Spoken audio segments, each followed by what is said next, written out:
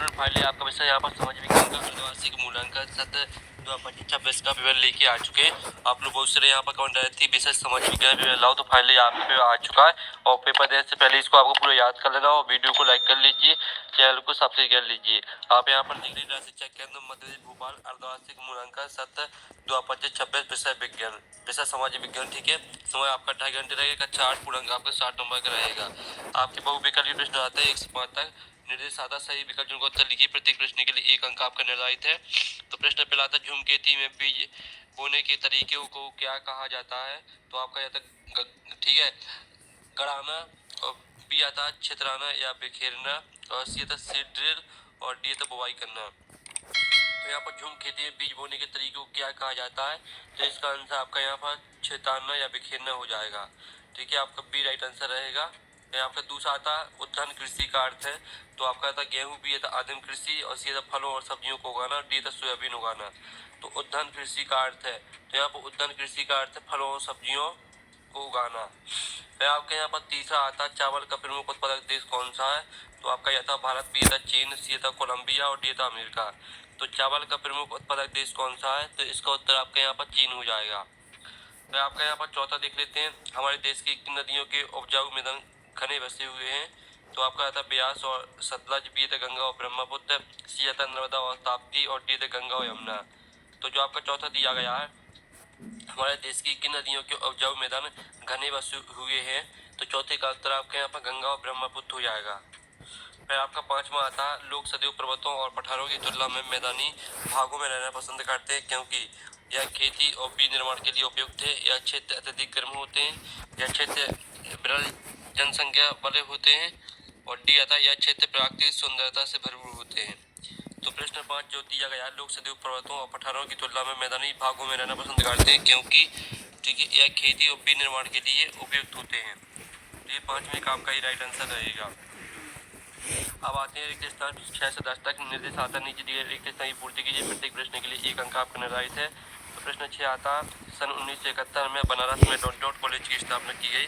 तो सन 1971 में बनारस में आपकी संस्कृत कॉलेज की स्थापना की गई। तो यहाँ पर संस्कृत आपका इसका राइट आंसर हो जाएगा।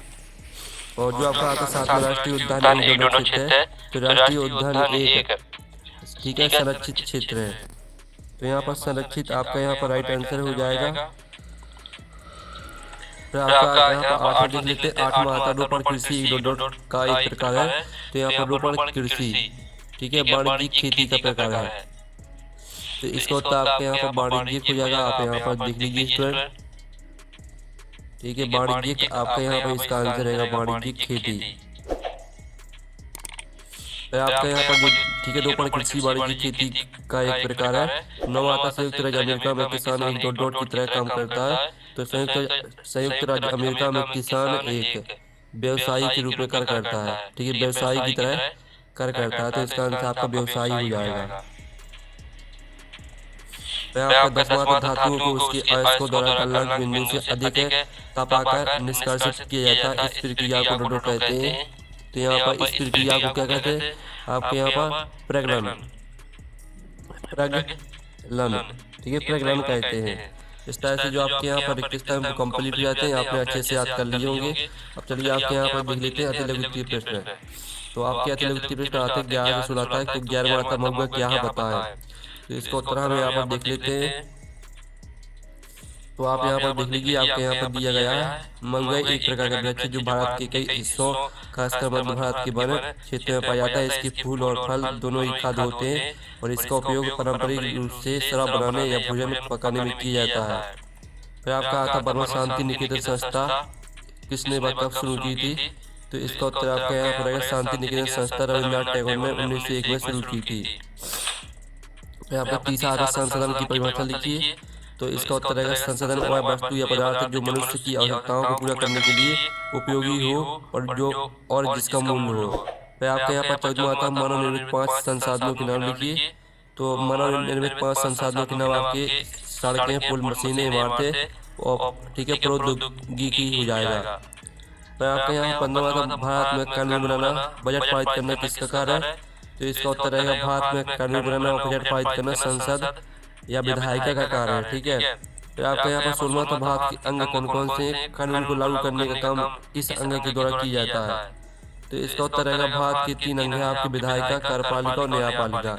कानून को लागू करने का काम कार्यपालिका अंग द्वारा किया जाता है। ये आपका 16वें क्वेश्चन का आंसर रहेगा। अब आते हैं आपके लघु उत्तरीय प्रश्न, ठीक है, 17 से 22 तक। तो 17वां आता है 1782 में जेम्स ठीक है रेनल ने भारत का पहला मानचित्र क्यों तैयार करवाया? तो इसका उत्तर आप यहाँ पर देख लीजिए। ये आपके 17वें प्रश्न का उत्तर रहेगा। जेम्स रेनल को रॉबर्ट क्लाइव ने हिंदुस्तान के मानचित्र तैयार करने का काम सौंपा था। 1782 में भारत का पहला मानचित्र तैयार कराने का मुख्य उद्देश्य भारत ब्रिटिश बजाय और दर्शाना और उपनिवेशवाद की करना था। इस तरह से आपके 17वें क्वेश्चन का आंसर रहेगा। 18वां आता 1797 प्लासी का युद्ध किसके बीच हुआ था? इस युद्ध में किसकी जीत हुई? तो आप यहाँ पर देख लीजिए 1797 प्लासी का युद्ध बंगाल के नवाब, ठीक है, सिराजुद्दौला और ईस्ट इंडिया कंपनी के सेना के बीच हुआ था। इस युद्ध में ईस्ट इंडिया कंपनी की जीत हुई थी। फिर आपको 19वां आता है ईस्ट इंडिया कंपनी ने भारत में अपनी आमदनी बढ़ाने के लिए क्या किया? तो इसका उत्तर देख लीजिए। ठीक है, ईस्ट इंडिया कंपनी ने आमदनी बढ़ाने के लिए कई तरीके अपनाए। उन्होंने राजस्व की दरें बढ़ा दी, किसानों और कारीगरों पर अधिक लगान लगाया और ऐसी फसलों को खेती को बढ़ावा दिया जिनकी उन्हें यूरोप में मांग थी। ठीक है, स्थापित किया। यहाँ तक याद कर लेना है आपको। फिर आपका 20वां था किस प्रकार के उद्योग सनराइज उद्योग के नाम से जाने जाते हैं? तो इसका उत्तर रहेगा आपके यहाँ पर सनराइज उद्योग उन नए और तेजी से विकसित हो रहे उद्योगों को कहा जाता है जिनमें भविष्य में विकास की अपार संभावनाएं होती हैं। उदाहरण के लिए सूचना प्रौद्योगिकी, स्वास्थ्य सेवा, ज्ञान आधारित उद्योग।